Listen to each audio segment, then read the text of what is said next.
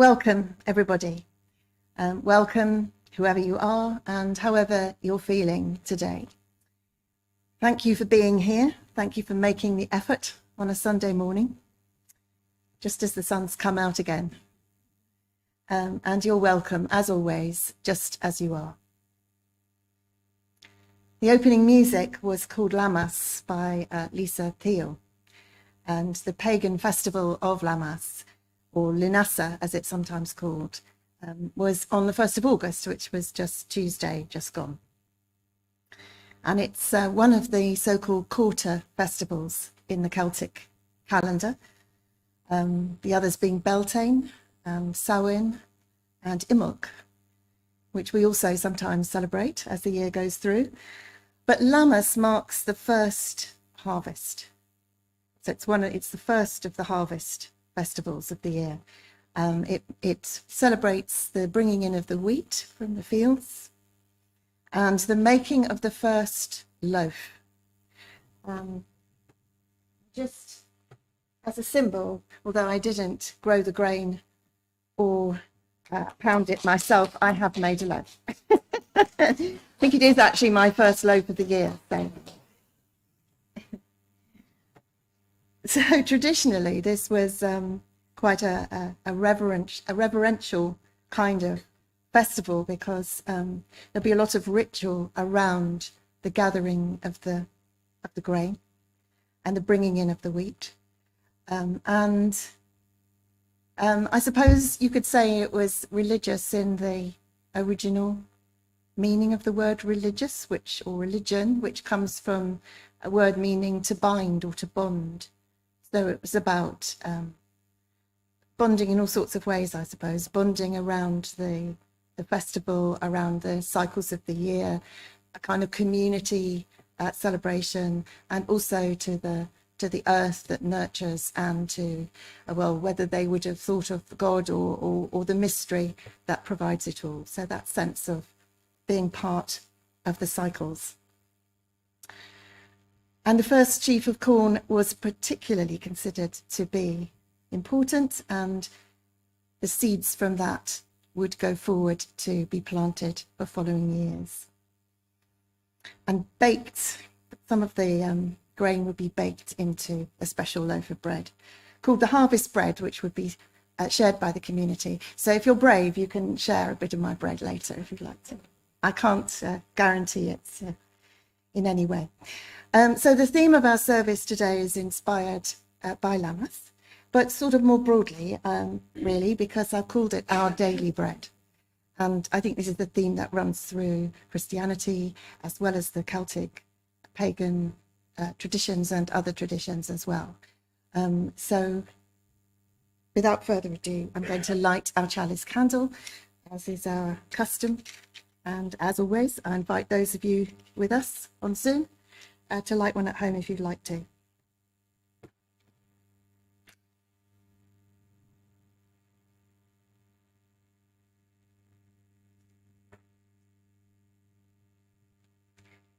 I chose a colourful candle today because yesterday was Pride, and although some of us had intended to go, unfortunately the weather rather mitigated against us going, so we didn't, but the thought was there, and I continue that thought today. May this flame be a symbol of all that nourishes us and all that sustains us, and of the diversity among all of us, and of course of the light that is within and without.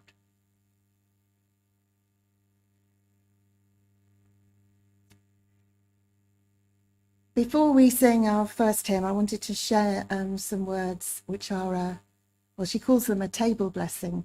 It's Jan Richardson, some of you are familiar with her. She's a writer of blessings, particularly Christian writer of blessings. And I think this blessing that she's written really speaks to the gathering together, and the gathering together to share food and to share, we're not going to share wine today, but we always do meet afterwards to share food. But also it resonates with Lammas, I think, just that sense of feasting and how feasting brings people together and helps to create community. And the table is, everyone is welcome at the table. So this is her blessing. To your table, you bid us come. You have set the places, you have poured the wine, and there is always room, you say, for one more. And so we come. From the streets and from the alleys, we come. From the deserts and from the hills, we come. From the ravages of poverty and from the palaces of privilege, we come. Running, limping, carried, we come. We are bloodied with our wars, we are wearied with our wounds. We carry our dead within us, and we reckon with their ghosts. We hold the seeds of healing. We dream of a new creation. We know the things that make for peace, and we struggle to give them wings. And yet, to your table we come. Hungering for your bread, we come. Thirsting for your wine, we come. Singing your song in every language, speaking your name in every tongue. In conflict and in communion, in discord and in desire, we come. O God of wisdom, we come.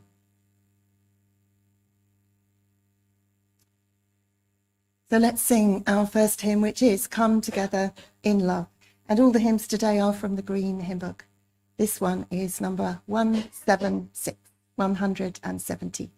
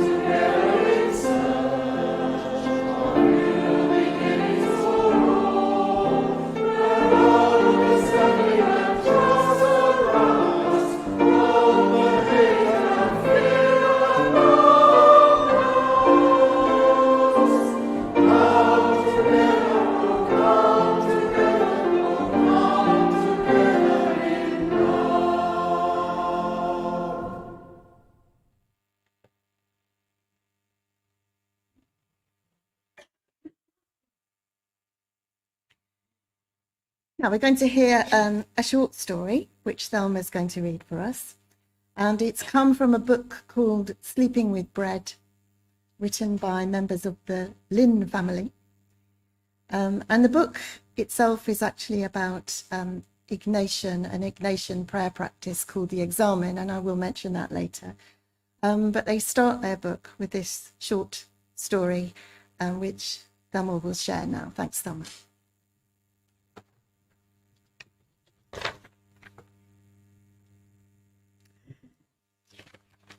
During the bombing raids of World War II, thousands of children were orphaned and left to starve.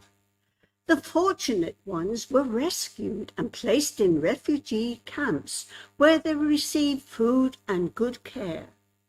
But many of these children who had lost so much, they could not sleep at night. They feared waking up to find themselves once again homeless and without food. Nothing seemed to reassure them. Finally, someone hit upon the idea of giving each child a piece of bread to hold at bedtime. Holding their bread, these children could finally sleep in peace. All through the night, the bread reminded them, "Today I ate, and I will eat again tomorrow."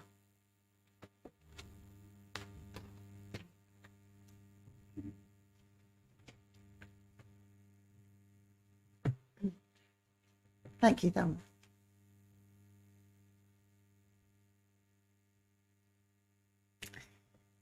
And a reading that comes from Mark Bellatini, who is a Unitarian Universalist. And he calls it Sonata for Voice and Silence. And I suppose it puts the context into the context of the earth. He starts, the earth, one planet, round, global, so that when you trace its shape with your finger, you end up where you started. It's one. It's whole. All the dotted lines we draw on our maps of this globe are just that, dotted lines. They smear easily. Oceans can be crossed. Even the desert can be crossed. The grain that grows on one side of the border tastes just as good as the grain on the other side. Moreover, bread made from rice is just as nourishing to body and spirit as bread made from corn, or spelt, or teff, or barley. There is no superior land, no chosen site, no divine destiny falling on any one nation who draws those dotted lines just so. There is only one earth we all share. We, the living, with all else that lives and does not live. Everything, for good or ill, is part of the shared whole.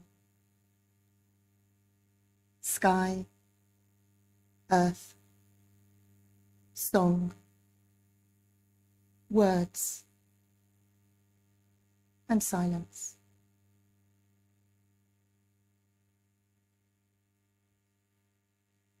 So we're going to come to a time of reflection in a moment. And I mentioned earlier the Ignatian spirituality practice of the examen. Some of you may be familiar with it. I have mentioned it before. It's a daily practice, and it invites us to spend time in contemplation of two questions which are like opposites of each other. And it's something that we do include in a way, although we don't call it the examen, in our heart and soul sessions. Basically, it asks in various ways, but today, what is it that most sustains me? And what is it that most depletes me? What is it that most sustains me, and what is it that most depletes me? I'm going to ask you just to take a moment or so to consider that.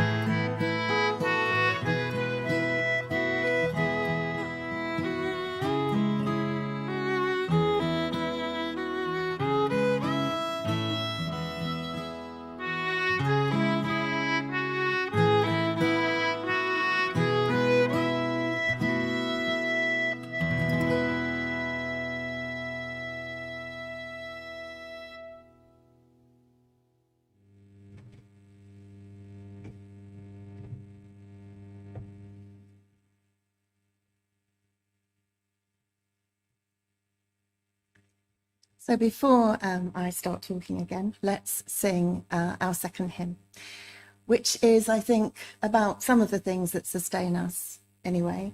It's called The Best Things, and it's hymn number 184 in the Green Hymn Books. I learned it in the meadow path. I learned it on the mountain stairs. The best things any mortal hath are those which every mortal shares. So let's sing hymn 184.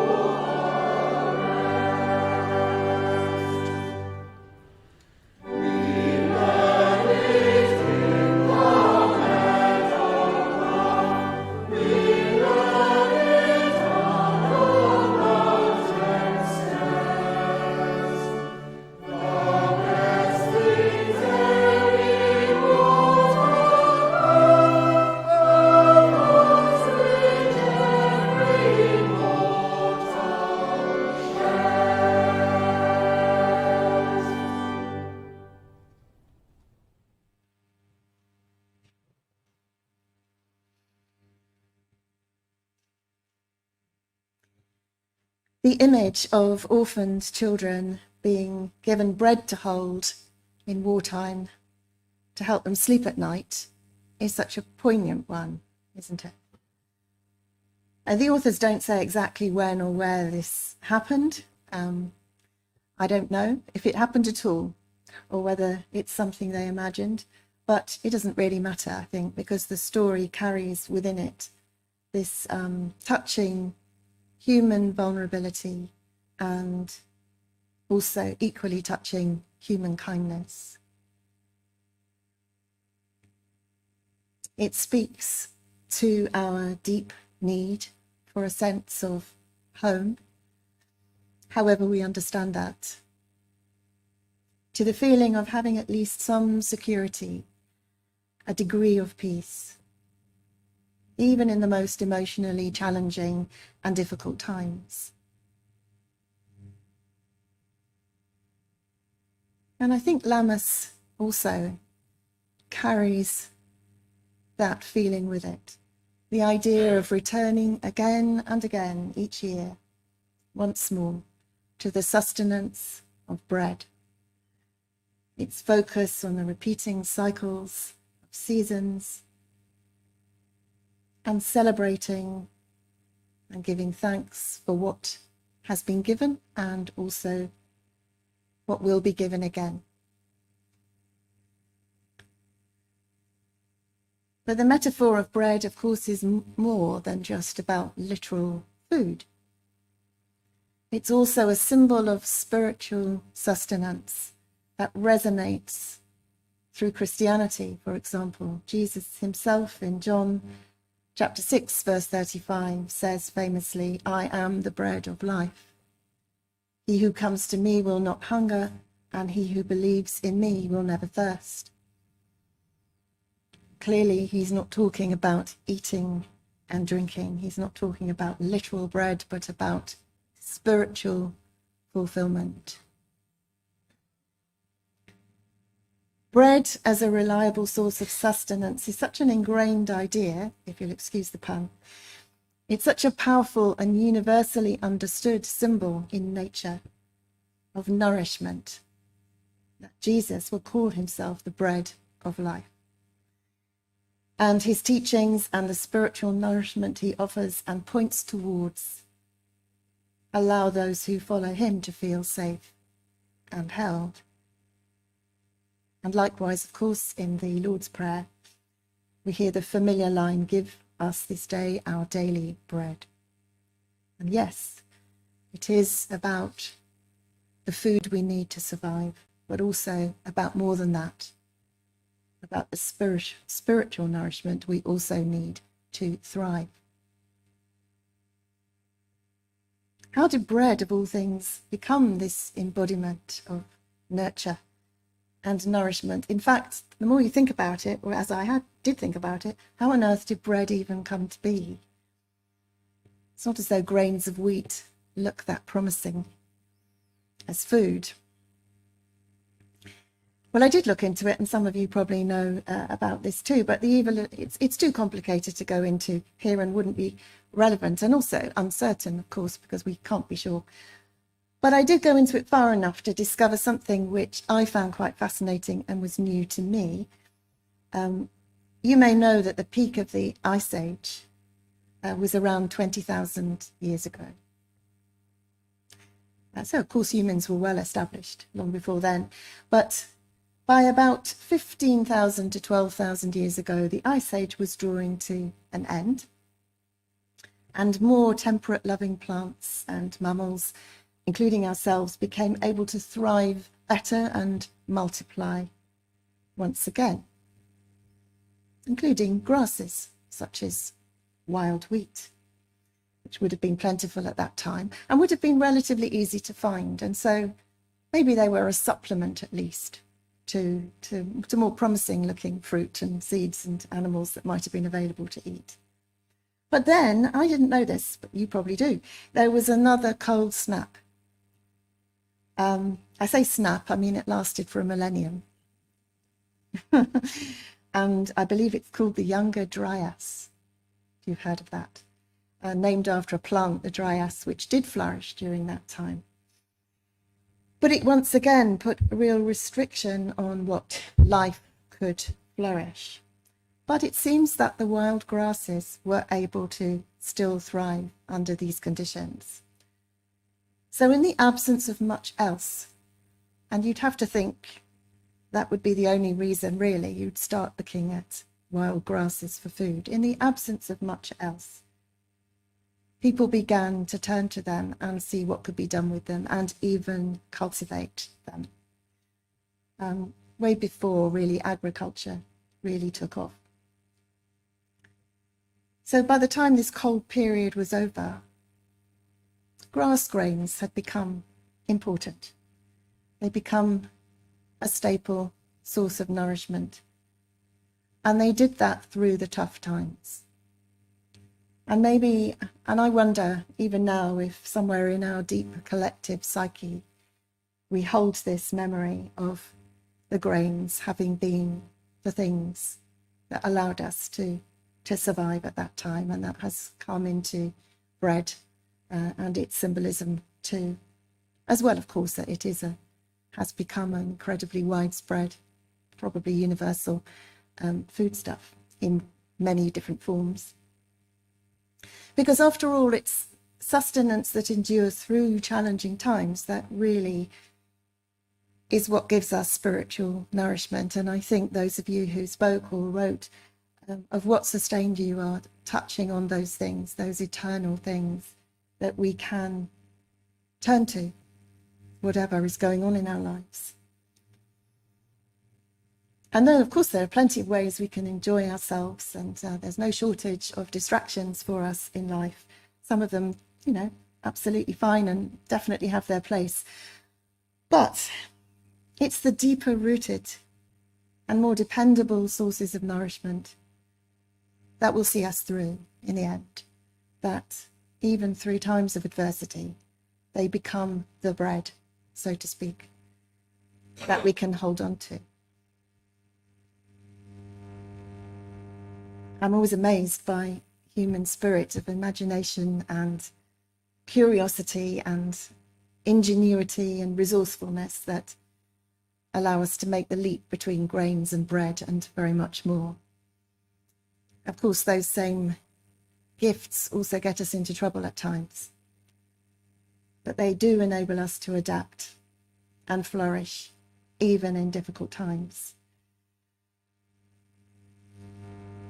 And while we have been given and are still given every day so much, sunlight, water, earth, air, at our human best, we're also able, I think, to work with the divine, to work with, to co-create, to innovate in ways that are quite astonishing.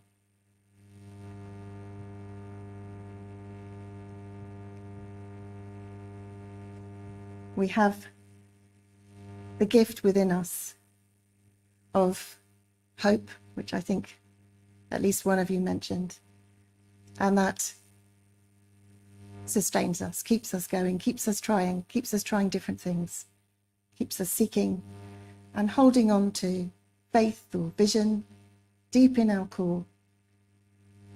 We might think of it as the divine spark within us that keeps us lit, as it were.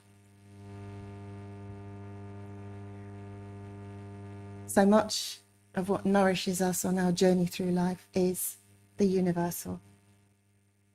Even though we have our own particular relationships, passions, and so on that sustain us, we find, most of us, our daily bread in some combination of friendship and community, family, creativity, nature, ideas that inspire us.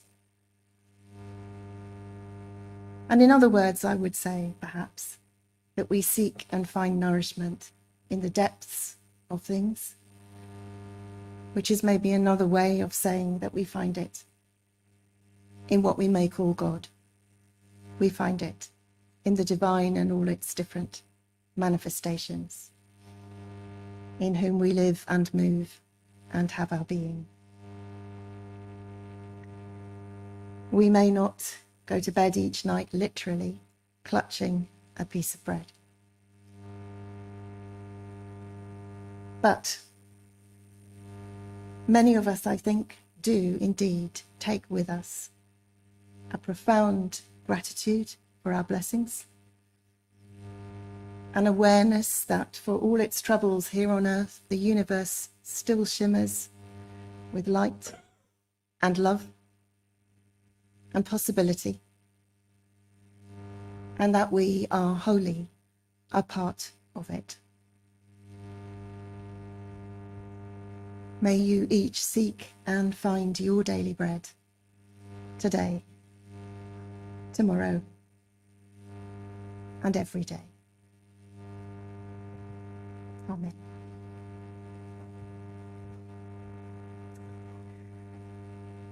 Our third hymn is actually one of my favourites, I think. I love the tune as well as the words. It's Give Thanks, and it's number 271, again in our green hymn books. 271.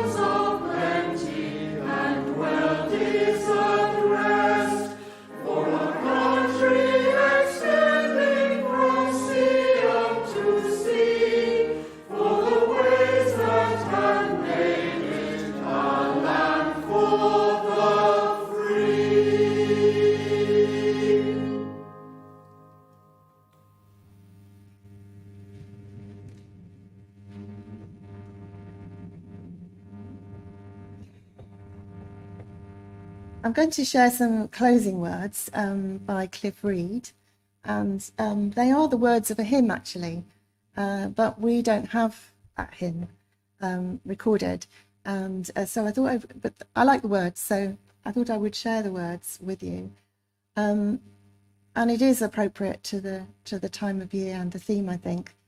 The words go like this. When the turtle doves are purring in the hedgerow and the copse, and a gentle breeze is playing over fields and green treetops. When the white clouds in the blue sky cast cool shadows on the earth, and the meadow grass is stirring, swaying to the spirit's breath. When above the swifts are wheeling and below the wise ants toil, garnering the bounteous harvest of the sun and rain-drenched soil.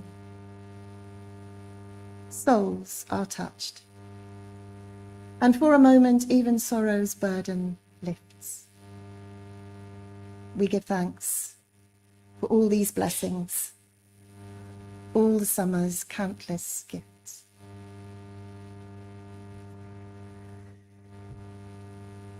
Our closing music today is Corn Rigs Are Bonny, which seemed appropriate. But also I chose it because it comes with a video. The video doesn't do a great deal, I have to say, but it is a video.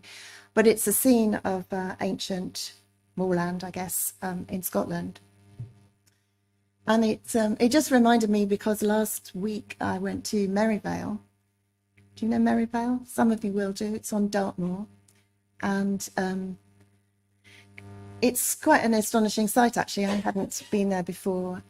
Has a lot of remains of ancient houses, or just the circles, yes, the stone circles of the dwellings.